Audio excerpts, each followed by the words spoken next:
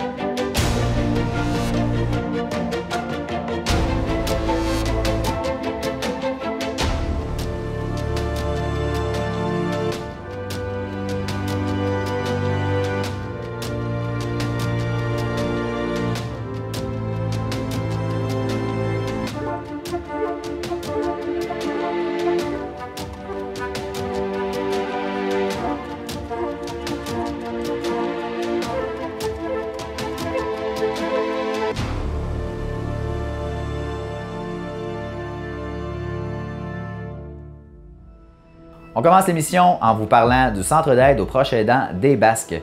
En fait, le directeur général, M. Guillaume Côté-Philibert, nous parle du centre de jour que le centre a pu ouvrir récemment à Saint-Jean-de-Dieu. On le laisse vous présenter son service. Notre organisme est très fier de présenter ce nouveau service-là de centre de jour communautaire. Le centre de jour est déjà actif à Trois-Pistoles à raison de 2 jours semaine, mais dès le 6 juin, nous allons ouvrir aussi à Saint-Jean-de-Dieu. Donc, chaque mardi, tout au long de l'année, nous allons offrir des activités en centre de jour. Donc, ça s'adresse à des personnes qui vivent certaines pertes d'autonomie, soit au niveau physique ou au niveau cognitif. Donc, ces personnes-là aidées peuvent venir au centre de jour de 10h à 15h avec un bon repas chaud servi le midi. Et ils vont faire plein d'activités, puis ils vont aussi socialiser avec d'autres personnes pendant tout ce temps-là. Et les groupes sont pris en charge par les employés du CAPAB, donc 2 personnes qualifiées. Pour faire de ce centre-là un lieu chaleureux puis où les gens vont vraiment se divertir.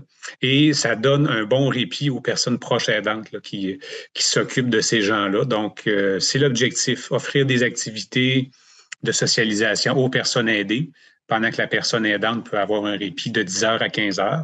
Donc, chaque mardi, à la salle du Club des 50 ans et plus de Saint-Jean-de-Dieu, dès le 6 juin. Et les inscriptions sont ouvertes, donc les gens peuvent nous contacter facilement en composant le 418-851-4040. Les gens peuvent parler à France Dorion au poste 1 et il y a un petit formulaire assez simple à remplir et les demandes sont analysées puis le service peut se mettre en place assez rapidement. Donc, pour participer aux activités du centre de jour, le service en tant que tel est gratuit. La seule chose que la famille a à payer, c'est un 10 $ pour le repas du midi. Donc, c'est un repas complet avec une soupe, un repas principal et un dessert. Donc, c'est 10 $ pour chaque journée au centre de jour pour le repas. Et c'est les familles qui doivent aussi assumer le transport de la personne aidée vers le centre de jour, mais il y a possibilité de faire affaire avec l'Éveil des Basques pour du transport adapté. Donc, les coûts sont minimes et même notre organisme est en train de regarder pour un soutien financier qui permettrait d'avoir le transport adapté gratuit pour les participants. Donc, finalement, les services sont gratuits, mais c'est 10 $ pour le repas. À présent, on s'en va rencontrer Amélie Heinz, qui est la directrice générale de la Fédération des télévisions communautaires autonomes du Québec, dont fait partie la TCBH. On vous présente cette entrevue-ci puisque les représentants de la Fédération font une tournée provinciale pour rencontrer tous les membres, les 42 membres faisant partie de la Fédération, afin de connaître leurs besoins et leurs réalités. Mais tout ça, Mme Heinz l'explique très bien dans cette entrevue-ci. Bon visionnement!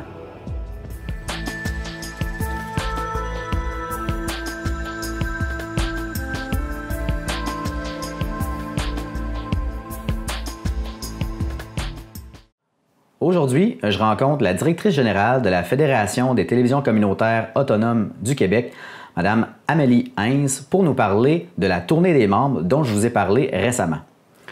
Bonjour Mme Heinz. Bonjour. Ça va bien? Oui, très bien, merci.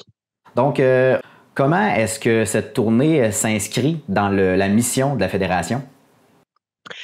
En fait, nous, on pense que c'est très important d'aller voir nos membres directement sur le terrain pour mieux comprendre leur réalité, puis être en mesure par la suite de mieux les représenter.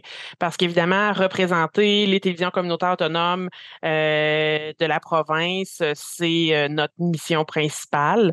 Donc, ça va nous aider à offrir de meilleurs services, de connaître c'est quoi les besoins, c'est quoi les enjeux particuliers de chacune des télévisions, parce qu'on a 42 membres, puis évidemment, la réalité est différente pour tout le monde. Puis c'est une réalité qui évolue aussi, donc c'est quelque chose qu'on a besoin de refaire quand même ponctuellement. Une tournée comme ça, la dernière datait de 2015, donc là, il était plus que temps. Là, après la pandémie, on pouvait enfin se le permettre, fait qu'on s'est dit, c'est le moment idéal pour le faire. Quand on parle des réalités qui sont différentes d'une télévision communautaire à une autre, de quoi est-ce qu'on parle?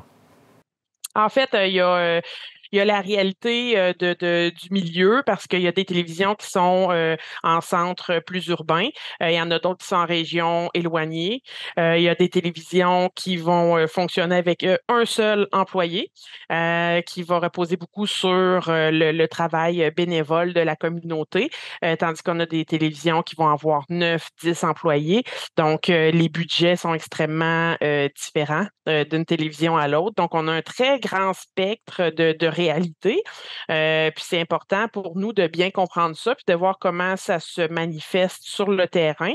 Parce qu'évidemment, quand on représente les télévisions, on ne représente pas une télé, mais on représente toutes les télévisions. Donc, c'est vraiment important d'être au fait des réalités pour mieux comprendre, puis après ça, être plus efficace, nous, dans notre travail.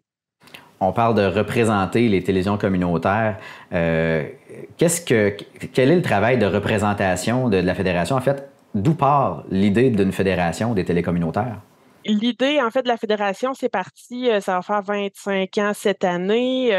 C'était le besoin de se regrouper pour défendre l'importance de la télévision communautaire dans les petits milieux parce que les câblos-distributeurs commençaient à couper le cordon puis les vivres de la télévision communautaire partout au Canada.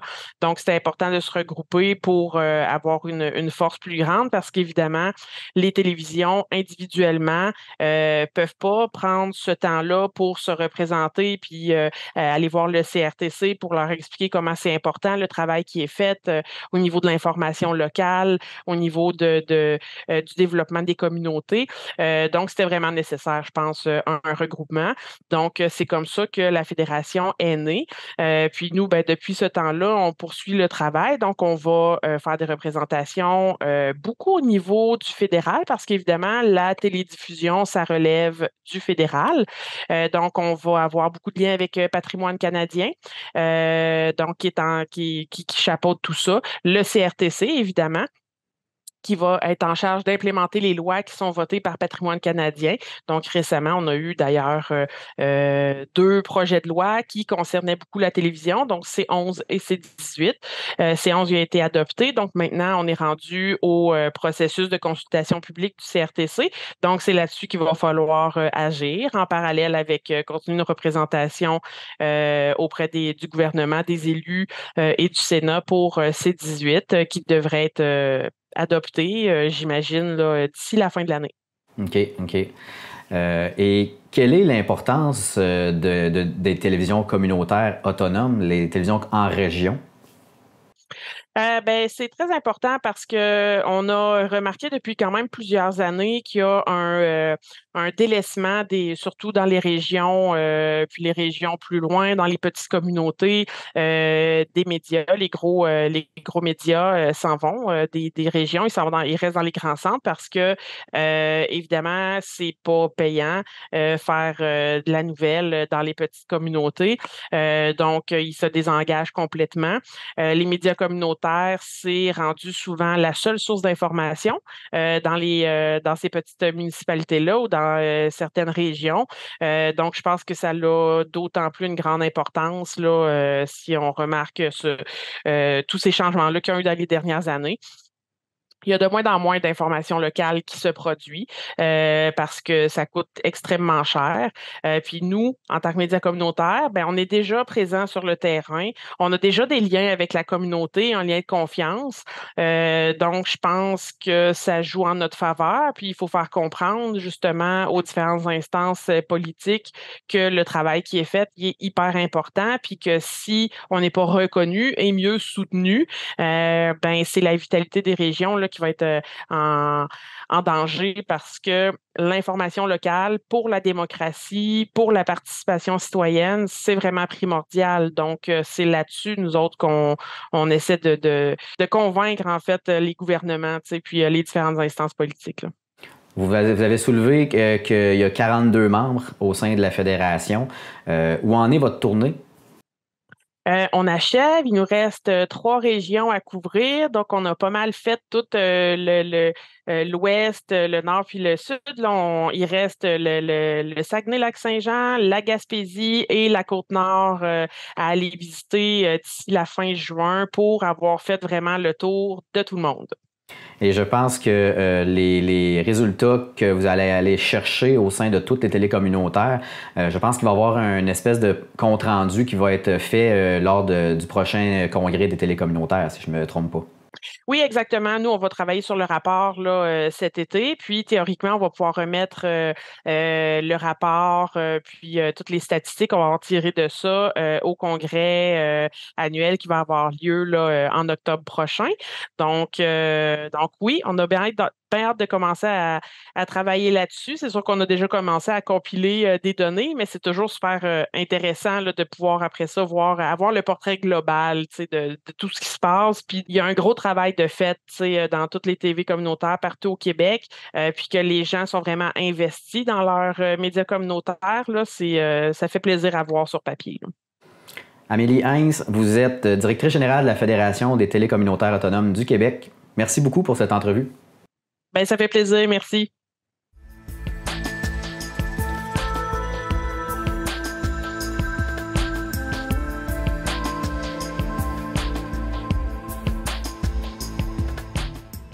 Maintenant, on vous présente l'Association québécoise pour la protection et l'observation de la faune, communément appelée l'ACPOF. Vous pourrez entendre Mme Véronique Armstrong, qui a une maîtrise en environnement et qui est doctorante en philosophie, ainsi que M. Hugues Deglaire, qui est biologiste et photographe animalier. Tous les deux nous expliquent en quoi consiste l'ACPOF, sa mission et ses objectifs.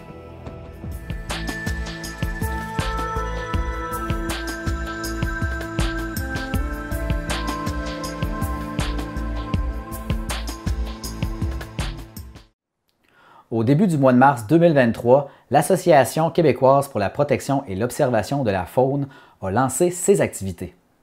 Pour me parler de ce que c'est l'association, je rencontre Mme Véronique Armstrong qui détient une maîtrise en environnement et qui est doctorante en philosophie éthique en environnement et animal.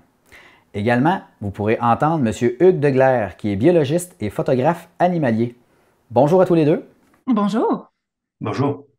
Tout d'abord, pourquoi l'ACPOF? Qu'est-ce que c'est l'ACPOF? C'est une association qui est née de l'initiative d'un groupe de personnes bien variées, autant des scientifiques, des naturalistes, des artistes, des juristes, des spécialistes en éthique, mais qui ont tout en commun d'avoir vraiment un souci profond pour l'état actuel de la faune. Et la mission de l'ACPOF, en fait, c'est de réunir les personnes qui ont à cœur l'observation faunique, qui est une activité qui est très populaire, qui amène de nombreux bienfaits, mais qui malheureusement en ce moment ne bénéficie pas du tout de la visibilité qu'elle mérite réellement. Puis, ce que l'ACPOF propose de faire, c'est de mettre en lumière différents angles morts qu'on a par rapport aux animaux de la faune en ce moment.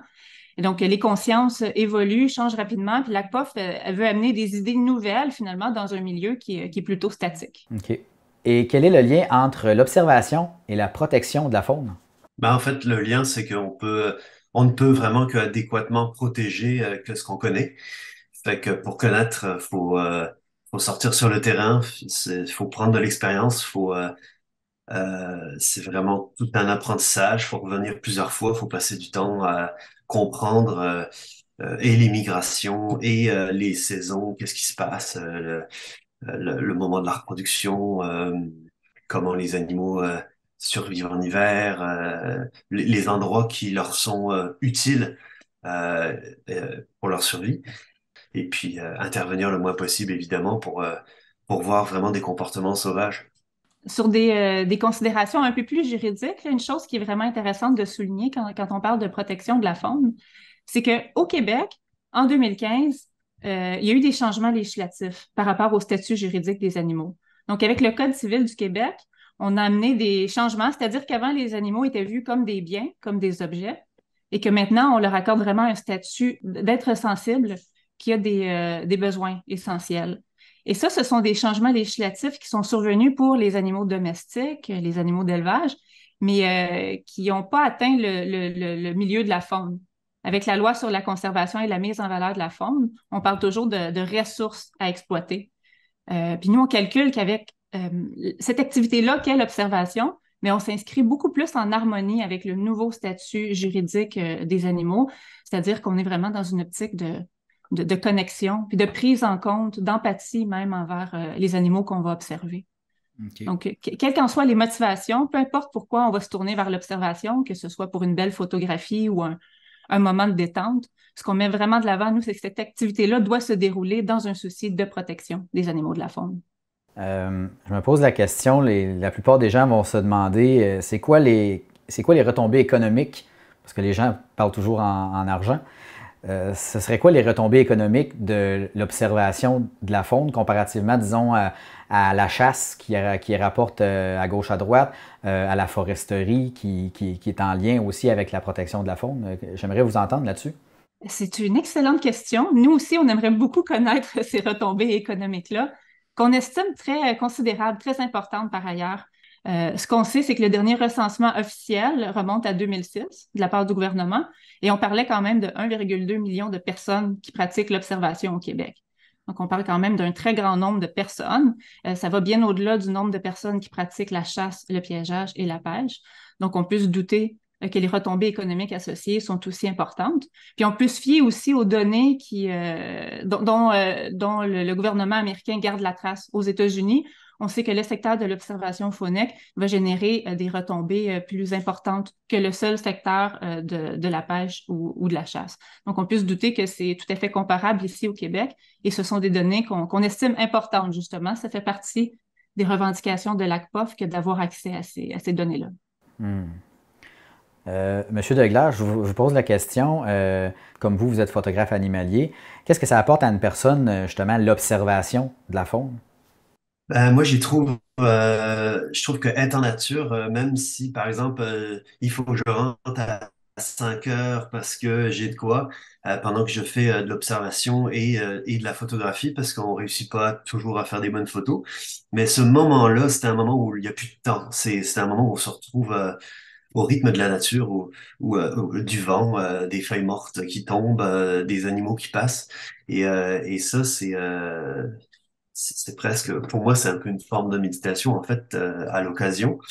Puis, quand je me retrouve devant mon ordinateur, puis que j'ai ces souvenirs-là, ces belles photos, déjà, ça me permet de partager à d'autres des moments vécus, leur montrer que tel comportement que j'ai pu photographier. Donc, il y a vraiment, c'est vraiment beaucoup de choses, en fait. Il y a beaucoup d'aspects. L'aspect aussi que j'apprends beaucoup. J'ai appris beaucoup sur le terrain à comment réagissent les animaux, comment je peux approcher ou ne pas approcher des fois, Et puis j'ai appris beaucoup sur les relations entre eux, pas juste la prédation, mais des fois des comportements justement comment ils éduquent leurs petits, comment l'immigration, comment ça se passe chez les oiseaux par exemple. Fait que pour moi c'est important. Puis quand je me mets en mode observation, je regarde les animaux sauvages. Puis souvent, vous savez, on voit des choses apparaître quand on bouge plus. Puis quand on se met à observer les animaux sauvages un peu longtemps, là, quelques heures, on se pose, puis on voit aussi, on voit le véhicule qui débarque là, on voit les oies qui contournent le parc éolien, on voit même en arrivant sur la route des fois, ah tiens, le raton laveur, il s'est fait écraser sur la route. Puis juste tout ça pour dire que en fait, on voit vraiment à quel point aussi, nous, les humains, on prend de la place de tous bords, tous côtés. Puis, et puis, ce que je dirais, c'est que ça permet d'arriver des fois à se mettre dans la peau d'un animal. Quand vous avez trouvé un terrier de renard, puis vous voyez la renarde allaiter les petits, puis les petits renardeaux qui jouent entre eux, puis des fois, c'est pas loin de ils s'attaquent les uns les autres, ils sont tous en train de se tester, puis c'est pas loin des fois de voir un bébé jouer et apprendre avec un jouet, c'est quoi le côté matériel et physique. Ben c'est là qu'on voit que ces animaux sauvages-là, quand on se met dans leur peau, ben, c'est comme si on voyait les humains comme de l'autre côté de la barrière, en fait, puis, ou du spectre. Puis là, on se dit, ouais, on prend de la place beaucoup, puis il serait temps de leur en laisser un petit peu parce que ben ils ont aussi leur place, ils ont aussi le droit de vivre comme comme tout un tas de coespèces qui coexistent sur cette belle planète bleue. Et c'est aussi pour ça qu'on est là pour rappeler un peu cet aspect-là des choses. Madame Armstrong, vous avez mentionné tout à l'heure que le dernier recensement datait de 2006, le dernier rapport sur l'observation. Ça me fait me demander, est-ce qu'il y avait d'autres associations pour la protection et l'observation de la faune depuis? Est-ce que l'Association québécoise de la protection et de l'observation de la faune est unique au Québec? Elle est unique au Québec dans la mesure où elle propose de rassembler toutes les personnes qui ont à cœur l'observation. Mais ceci étant dit, il ne faut pas penser qu'il n'y a rien qui a été fait non plus du côté d'observation, notamment du côté de l'ornithologie. Il y a beaucoup de regroupements qui existent, beaucoup de clubs d'ornithologie, de naturalistes. Mais l'idée, c'est vraiment de réunir toutes les personnes qui ont à cœur l'observation, peu importe leur approche, d'une seule voix. Donc, dans ce sens-là, oui, la CPOF, elle est unique parce qu'elle a vraiment un rôle rassembleur qui n'existe pas en ce moment au Québec. Puis du côté de la protection, bien, il n'y a pas de regroupement en ce moment qui est dédié réellement à la protection de la faune. Donc, à ce niveau-là aussi, la CPOF vient jouer un rôle nouveau. Et une fois rassemblées ces personnes, comment est-ce que les gens peuvent contribuer à la CPOF? Et les personnes peuvent contribuer par leurs bonnes idées, réellement, parce que ce qu'on veut, c'est donner une voix aux personnes. Donc, on ne veut pas non plus leur mettre des mots dans la bouche. On veut que les gens partagent ce qui les habite, qu'est-ce que c'est les enjeux auxquels elles font face pour avoir accès à la faune. Parce que l'enjeu principal qu'on dénonce du côté de la CPOF, c'est vraiment l'injustice qu'il y a dans l'accès aux animaux de la faune. En ce moment, l'accès est vraiment réservé à la clientèle identifiée par le gouvernement. C'est-à-dire, cette clientèle-là, ben, elle est constituée uniquement de chasseurs, de piégeurs et de pêcheurs. C'est ce que la loi prévoit, ce sont les seules activités fauniques reconnues. Et nous, ce qu'on veut, c'est vraiment rassembler les gens pour montrer le poids de cette activité-là, à quel point elle rassemble beaucoup de personnes, parce que si on est dans un accès démocratique à la faune, mais on doit aussi tenir compte des intérêts de la plupart des personnes qui ont un intérêt justement à aller observer les animaux dans leur habitat naturel, dans une situation que je dirais dans un contact un peu plus d'égal à égal. Et est-ce qu'il y a des démarches qui sont entreprises auprès des élus locaux ou régionaux, là, justement, pour promouvoir l'association? Ce sont des étapes qui vont venir. On a tout à fait l'intention d'aller de ce côté-là, d'identifier des élus par secteur, de vraiment... on aspire aussi à participer aux tables de concertation faunique pour vraiment amener des idées dans le milieu auprès des autorités qui ont un pouvoir décisionnel. On est une association qui est encore, somme toute, assez jeune. Donc, on a beaucoup d'idées, beaucoup d'idées, et ça va venir dans les prochains mois aussi. On va pouvoir vous dévoiler davantage de nos projets. Et ce dont vous parlez, de vraiment avoir de faire plus se représenter auprès des élus, ça fait partie des étapes à venir, oui. Notre émission est tournée et diffusée dans le Bas-Saint-Laurent. Sauf que vous me disiez hors d'onde que vous, tous les deux, vous êtes dans la région du Grand Montréal, dans les Laurentides, je crois même. L'ACPOF, ce n'est pas qu'une seule région. Oui, effectivement, l'ACPOF, ça se veut pan-québécois. On veut vraiment comme agir à grandeur du Québec. Il y a plein de régions au Québec et avec justement des problématiques un peu différentes aussi, hein, selon les enjeux présents. Ne serait-ce que par exemple la foresterie ou les réserves fauniques qu'on trouve plus au nord, beaucoup moins par exemple dans des régions comme l'Estrie. Fait que c'est les grands centres aussi, Montréal, Québec, c'est des dynamiques un peu différentes. Donc effectivement, ça va être un enjeu de rassembler tout ça et de effectivement décortiquer toutes les problématiques différentes. Et si je peux ajouter, comme le mentionnait Hugues, ben, l'ACPOF, déjà, elle est constituée de personnes qui sont réparties à travers le Québec. En ce moment, vous avez affaire à la faction montréalaise de l'ACPOF, mais comme Hugues le signalait, il a déjà habité ailleurs aussi, en dehors de la grande ville. Je pense que ce que ça nous dit aussi, c'est que c'était une préoccupation qui touche pas juste les personnes qui vivent dans les milieux boisés. On peut aussi habiter à Montréal, en plein centre-ville, puis quand même être soucieux de ce qui se passe dans nos forêts au Québec. Il y a des enjeux éthiques, il y a des enjeux de biodiversité, de soucis de l'environnement qui rentrent en ligne de compte aussi à travers tout ça. Puis, ben, sans oublier la faune urbaine elle-même. Je veux dire, on a des voisins ici et là dans nos parcs qu'on côtoie, qu'on aime observer. Hugues s'en prive pas d'ailleurs, est aussi un adepte de l'observation urbaine. Donc, c'est pour dire que c'est un enjeu qui ratisse à travers tout le Québec, ville, village, ça touche tout le monde. Et pour les gens qui seraient intéressés à joindre l'ACPOF, comment est-ce qu'on devient membre? On peut devenir membre en versant un don de 15 par année. On peut aussi devenir membre en offrant ses services, en fait, en contribuant pour un certain nombre d'heures à l'ACPOF, de quelque façon que ce soit. On est ouvert aux idées aussi parce que, comme je le mentionnais, on veut aussi entendre les gens. Qu'est-ce qu'eux ont envie de faire avancer? C'est quoi les changements qu'ils ont envie de voir survenir? Donc, je dirais que c'est ces deux façons-là, soit en contribuant, soit en se joignant à nous puis en participant au projet qu'on est en train de développer. En terminant, j'aimerais seulement vous entendre. Qu'est-ce qui vous a amené à joindre l'association? Mais de mon côté, je suis définitivement interpellée par des considérations éthiques, là. Je vois des gros liens, des liens importants entre la façon dont on considère les animaux et la façon dont on protège le monde naturel. Donc, pour moi, les deux se rejoignent directement.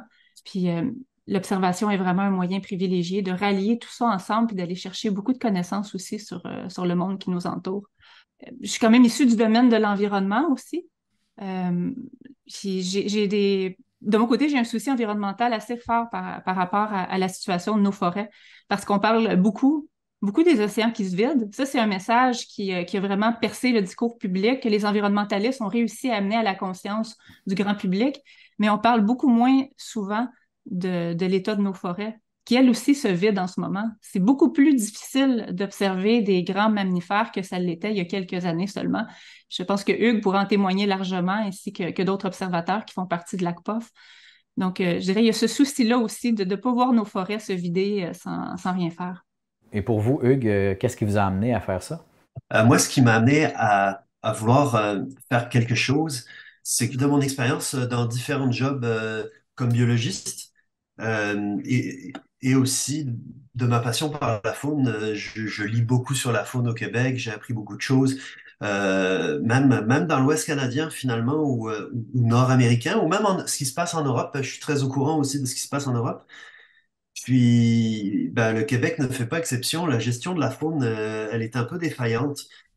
On a peur de perdre le contrôle, hein, nous, les humains. Alors, il faut qu'on contrôle quelle espèce va vivre dans quel nombre.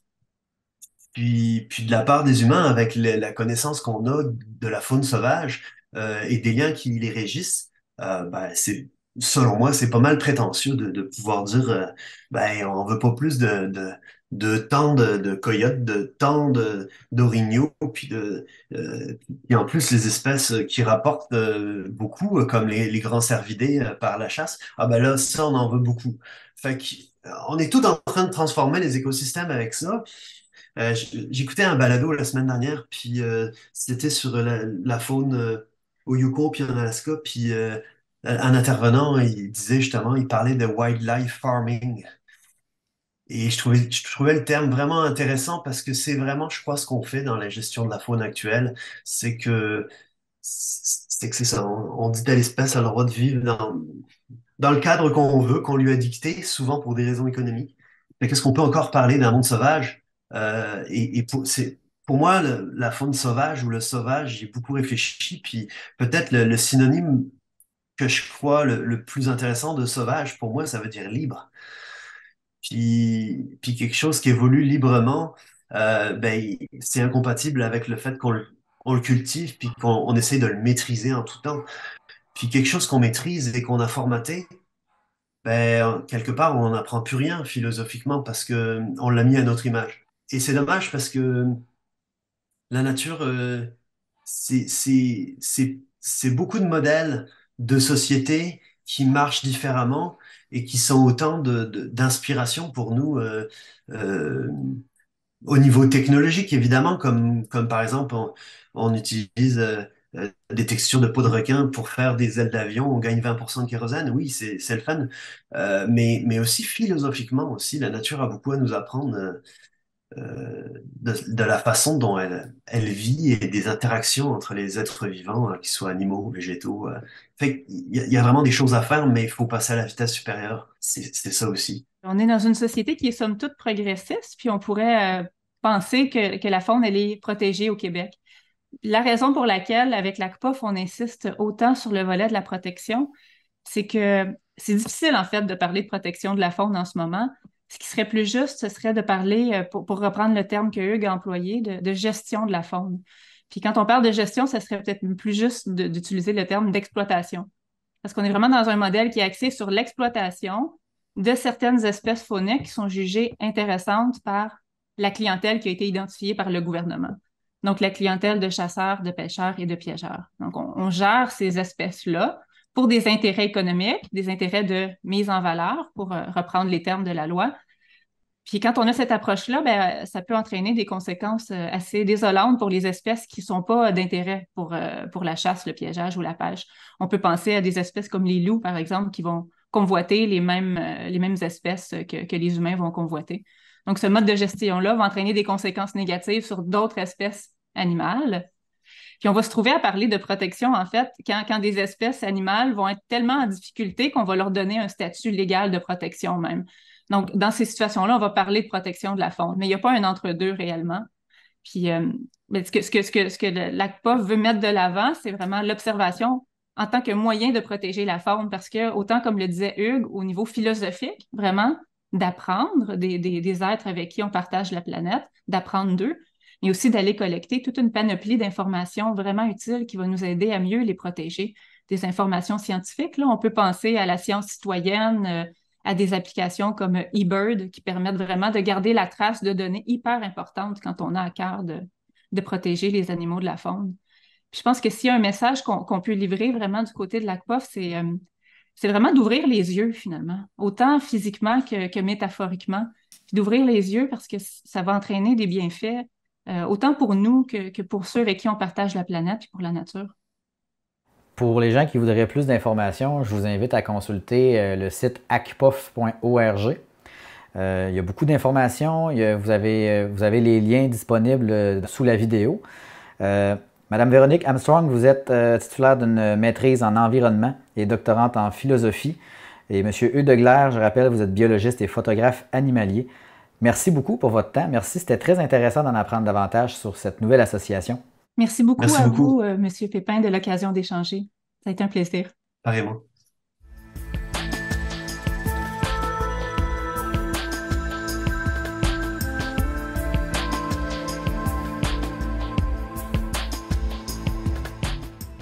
On est rendu à la moitié de notre émission. On prend donc une pause publicitaire et au retour, on vous présente un lancement double, soit celui du Rosec et celui du Vieux Théâtre de Saint-Fabien. Manquez pas ça. C'est un voyage fabuleux dans un univers fantastique. Un périple extraordinaire au cœur de l'ordinaire. Une étrange expédition dans un tableau vivant, toujours mouvant. C'est le miraculeux chemin de compostage d'un cœur de pomme. Pour que nos matières organiques se transforment en compost, on doit faire notre bout de chemin. Ben, jusqu'au bac brun. C'est pas si loin.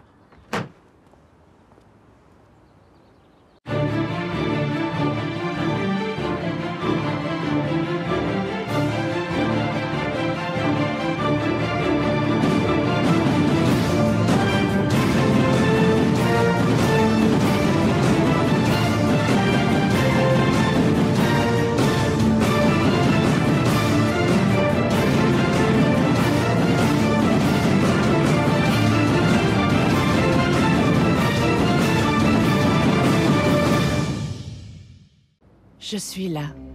Me vois-tu? Nous sommes 11 nations distinctes. 11 façons de vivre ici. Wendat. Iyo. Kanyagahaga. Mi'kmaq. Abenaki. Wolastoqui. Innu. Adikmak. Anishinaabe. Naskapi. Inuit. Maintenant, tu nous vois. Et c'est le début de quelque chose. On est de retour à l'émission. À présent, on vous présente un lancement double, celui du ROSEC, le réseau des organisateurs de spectacles de l'Est du Québec, ainsi que celui du Vieux Théâtre de Saint-Fabien.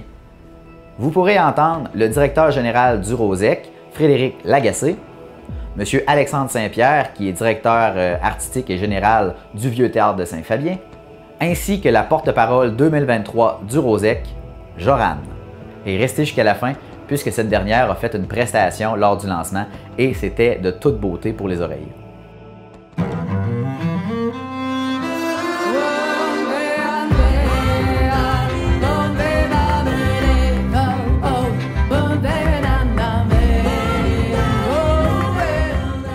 Mon nom, c'est Frédéric Lagacé, je suis directeur général du ROSEC, le réseau des organisateurs de spectacles de l'Est du Québec.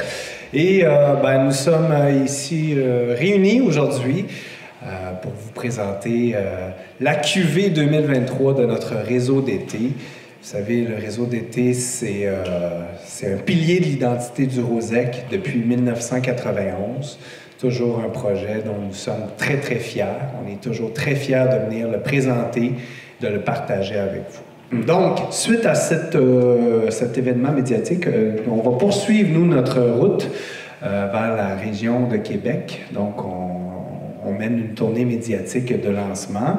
Donc, on a fait un événement partenariat dans la région de Montréal qui s'est très, très bien déroulé. Mais ici, ça a un caractère très particulier parce qu'on est dans notre région, dans nos régions. Vous savez, le réseau d'été, ça traverse plusieurs régions de l'Est du Québec. Le lac Saint-Jean, la capitale nationale, Chaudière-Appalaches, la Côte-Nord, Gaspésie, les îles de la Madeleine et naturellement le Bas-Saint-Laurent. Donc, c'est vraiment tout un projet. Et bon, cette année, le réseau d'été, ce sera 205 spectacles. 205 représentations avec 36 artistes qui vont circuler sur les planches de 25 lieux de diffusion. Et le réseau d'été, vous savez, bon an, mal an, c'est à peu près 25 000 spectateurs qui prennent part à ces activités-là. C'est pas rien. Surtout quand on connaît le contexte du réseau d'été. Le réseau d'été, ça se déroule dans un cadre intimiste. C'est la totale intimité. Ce sont des petites salles de spectacle de 300 places et moins. Donc, ça fait un événement, ça fait des événements, en fait, qui revêtent un caractère vraiment profondément intimiste. Et c'est parfait pour des petites formules artistiques ou encore pour mettre en scène des découvertes. Et c'est ça qu'on vous propose cette année. Ce réseau d'été-là est soutenu par des fidèles et loyaux partenaires que je me permets de souligner. Donc, le réseau d'été, c'est une présentation d'Hydro-Québec. Nous sommes aussi soutenus par Patrimoine canadien, Musique Action, le Conseil des arts et des lettres du Québec, la SODEC, la Danse sur les routes, Radio-Canada. Et je tenais, en fait, à mentionner, en fait, que le réseau d'été, c'est aussi une expérience alternative à à la costaude saison des festivals qu'on traverse au cours de l'été. On sait que cette programmation-là est très, très attendue par les publics de l'Est du Québec. Donc, ce que je vous suggère de vous présenter, en fait, notre porte-parole. Elle mènera le bal avec une quinzaine de spectacles dans le réseau d'été. Donc, c'est une artiste lumineuse qui a reçu cette année le prix Elle de la musique de la Fondation Soccer. C'est une femme du monde au parcours créatif et inspirant. Alors, Joran, c'est 12 nominations au Gala de la Disque, 2 nominations au Junos, 3 Félix, un prix Jutra pour la trame du film Un dimanche à Kigali et de nombreuses reconnaissances au fil de son parcours professionnel, en plus de diverses collaborations. Et Joran fera paraître prochainement un nouvel opus, son 12e. Alors, merci beaucoup, Joran, pour ta participation. On est très, très fiers de collaborer avec toi. Donc, parmi les autres talents qui vont circuler sur ce magnifique circuit, il y a l'humoriste Guillaume Pinault qui va se produire à 13 reprises. Et il y a d'autres artistes tels que la Révélation Radio-Canada Noé Lira, les Colocs Ensemble Trio, Cayenne, une artiste de la Côte-Nord. On a aussi des artistes qui sont originaires de la Gaspésie. On essaie de faire la part belle à nos artistes de la région. Donc, c'est très, très varié comme programmation cette année. Donc, plusieurs styles, théâtre, danse, humour, chanson, musique. Et il y a même aussi des représentations qui sont destinées au jeune public. Et parlant de jeune public, on a une nouvelle initiative cette année qu'on a mis en place en association avec la danse sur les routes. Donc, il y aura une série de représentations de danse qui sont destinées à des publics familiaux. Puis on fait vraiment cette initiative-là avec l'objectif de développer cette discipline-là puis de stimuler l'intérêt par rapport à la danse. On a aussi d'autres projets spéciaux, notamment des projets de collaboration entre diffuseurs membres du Rosec et des diffuseurs non membres. Au cours des dernières années, on a mené tout un chantier de réflexion sur la cohésion de l'écosystème de notre région parce qu'il y a beaucoup de diffuseurs dans la région. Puis là, donc, on travaille fort à essayer de faire collaborer des diffuseurs membres et non membres. Et ça va se déployer, en fait, à travers des initiatives de promotion ou encore des co-diffusions. Et pour une 14e année, Musique Action réitère son soutien et permet au Rosec de présenter 3 artistes francophones qui sont en provenance de l'extérieur du Québec. Donc, ils viennent bonifier la programmation. Et il y aura en première partie de Joran Willows, en première partie de Sean Ferguson, il y aura l'artiste franco-ontarien McLean, et en première partie de Maxime Landry. Elle est présente ici, il y aura Émilie Landry. Donc, nous voici donc rendus à vous présenter la capsule de lancement, la capsule longue. Donc, elle est réalisée par Cynthia Nagar à partir des splendides images. On est très, très fiers du visuel cette année. Donc, ces splendides images-là ont été conçues par Marie-Pierre Morin. Donc, on vous fait connaître toute la programmation à travers cette capsule-là. Voici.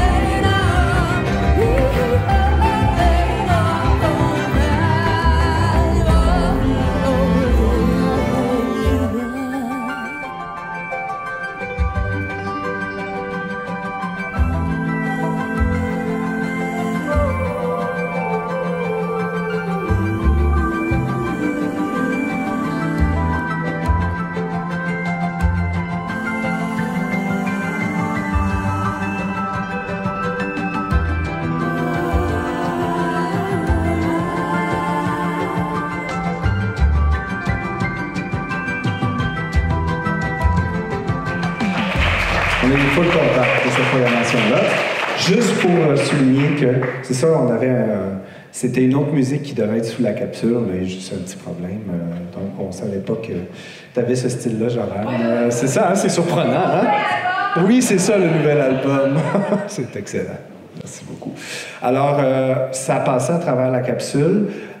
Toute l'information de cette programmation-là va être disponible sur notre plateforme qui s'appelle Les Affluences. Pour ceux qui ne connaissent pas cette plateforme-là, c'est une jeune initiative du Rosec qui propose au grand public des contenus originaux exclusifs avec des artistes qui vont circuler dans le Rosec.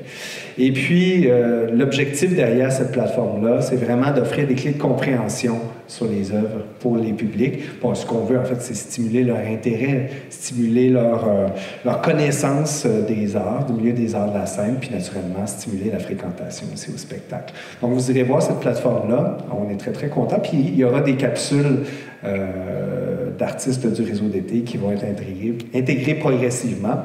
Mais sinon, il y a quand même le calendrier qui est déjà disponible. On a une saison un peu atypique là, cette année. On a une saison en salle, puis on a un micro-festival nomade qu'on lance cette année. Parce qu'on croyait sincèrement être en rénovation cet été et on s'était bien préparé. On avait comme projet de faire une tournée des milieux ruraux de notre région, puis c'est ce qu'on va faire, mais en plus de notre petite saison en salle, puisqu'on a accès à notre théâtre cet été.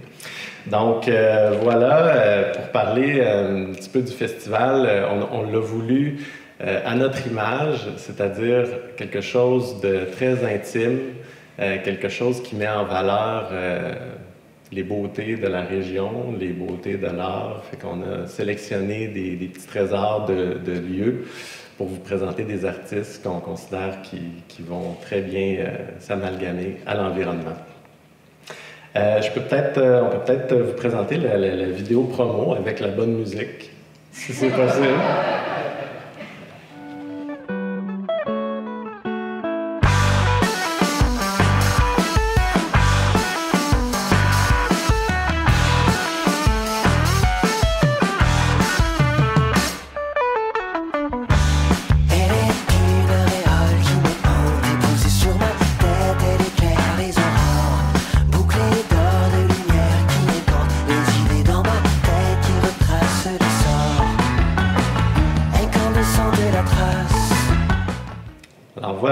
Capsule qui met un peu la table.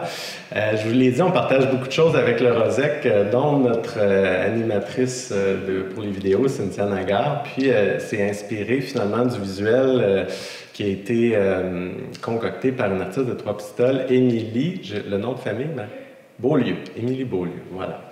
C'est grâce à elle, au pluriel, si on a une belle image comme ça cet été. Donc, je vous l'expliquais, on va avoir une saison en salle cet été. On est très ravis là, de revenir dans notre vieux théâtre, même si on a hâte qu'il soit un peu moins vieux. Puis, je trouvais ça intéressant que Fred le dise, mais c'est vraiment caractéristique au réseau d'été. Je pense que le vieux théâtre en est un bel exemple, une espèce de pont entre les grandes salles, les lieux alternatifs, des lieux où on peut vivre une expérience festive, mais toujours dans le respect des artistes, puis aussi les bonnes conditions d'écoute. Donc, on a vraiment droit à un beau mélange l'été chez nous, puis chez les autres diffuseurs du Rosec également. Alors, on commence. Je ne vous donnerai pas les dates. Je pense que on va essayer de faire ça le plus rapidement possible. De toute façon, ça va tout être sur notre site web. Voilà. Vous avez tout. On est bien organisé, même si des fois la musique, c'est pas la bonne.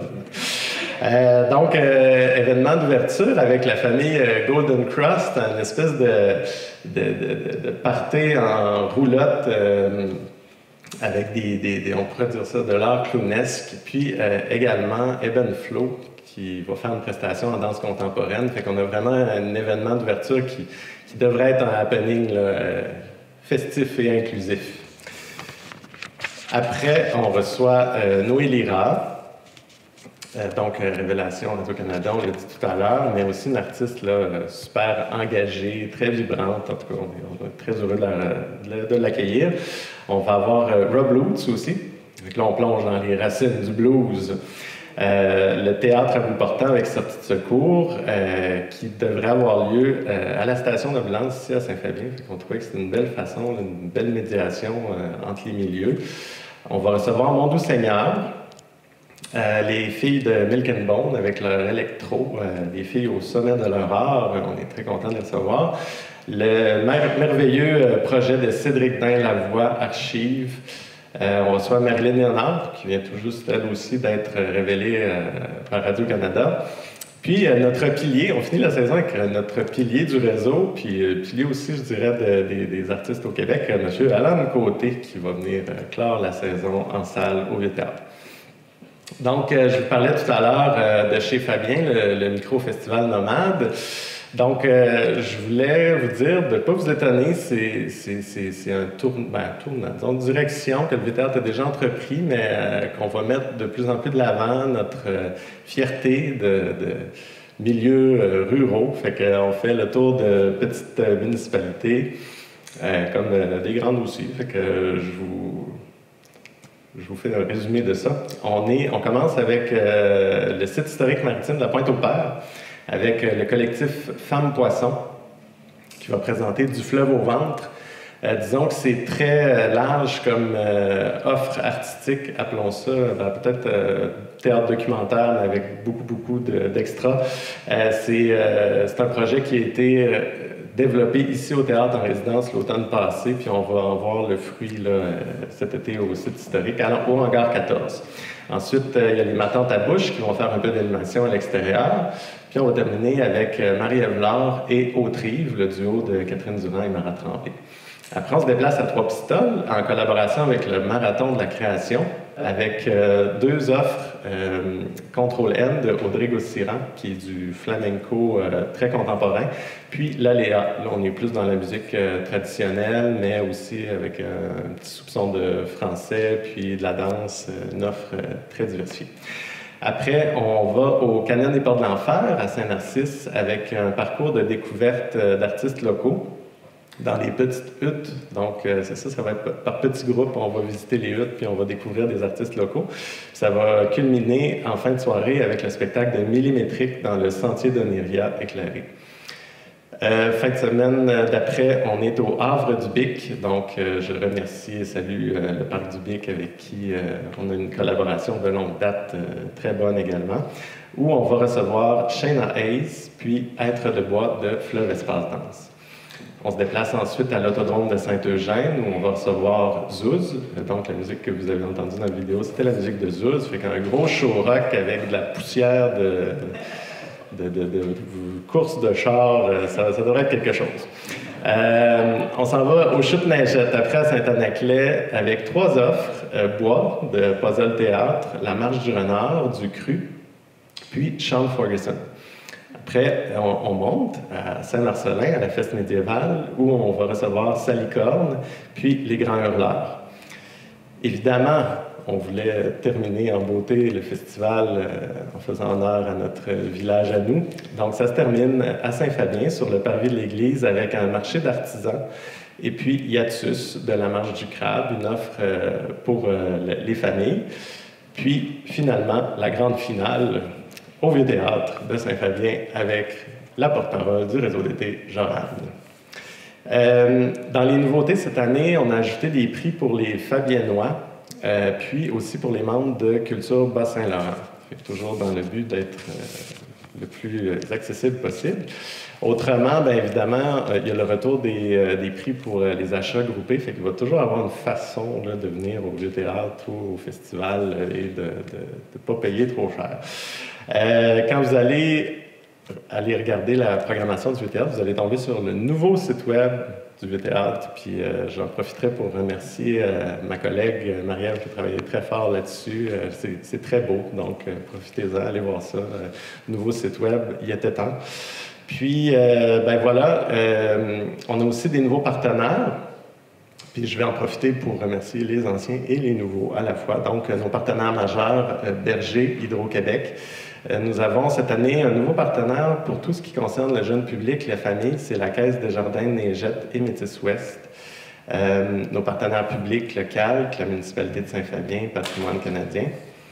Pour chez Fabien, c'est important de mentionner que c'est un projet qui a reçu l'aide de l'entente de partenariat territorial. Puis on a aussi un partenariat pour tous les artistes locaux, et qui sait qu'il y en a, avec Télé-Québec et la Fabrique culturelle. Dans nos partenaires locaux pour l'ensemble de la saison du Vieux Théâtre, on compte la Cantine Côtière, Le Bon Voyage, Le Crêpe Chignon, Paul Aubic, Gagnon Images, Folle Farine, Mégascène, l'Ami Jack, le camping de Saint-Fabien, la brûlerie d'ici, la ferme Pastel, Audition Musique, Campeur Nomade, ainsi que la microbrasserie L'Octa. Alors voilà, c'est tout pour moi. J'espère que je n'ai pas oublié rien. Je vais réinviter Frédéric à venir prendre la parole pour conclure cet événement. Merci beaucoup. Donc, j'inviterai Joran, en fait, à venir nous voir, vous entretenir pendant quelques minutes. Alors, j'y vais. On l'accueille chaleureusement.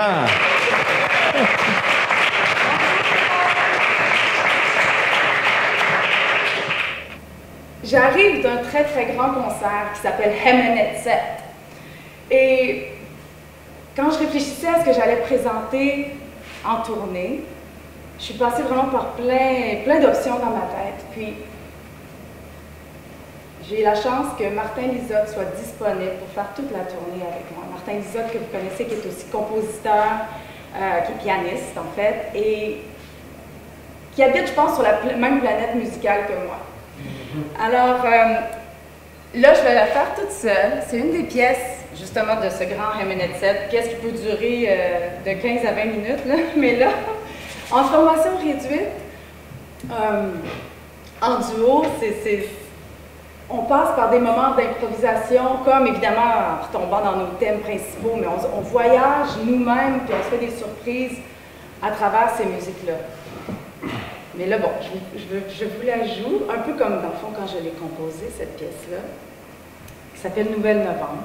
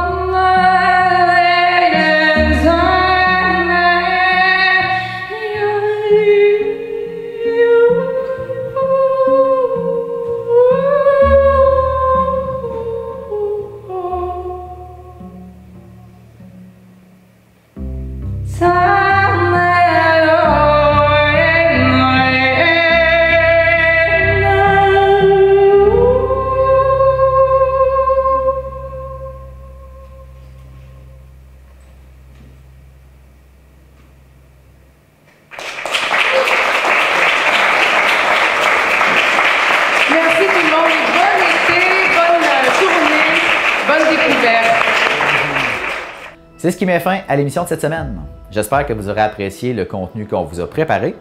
Si jamais vous avez des questions, des commentaires ou même des suggestions à nous faire pour le reste de notre saison, je vous invite à faire tout ça sur tcbh.tv, à vous abonner à notre page Facebook ainsi qu'à notre chaîne YouTube, tout à fait gratuitement. Et ce, bien sûr, sans oublier les traditionnelles notifications pour être averti lorsqu'une nouvelle vidéo, une nouvelle émission paraît sur notre chaîne YouTube. Sur ce, bonne semaine à tous. On se dit à la semaine prochaine pour de nouvelles infos TCBH.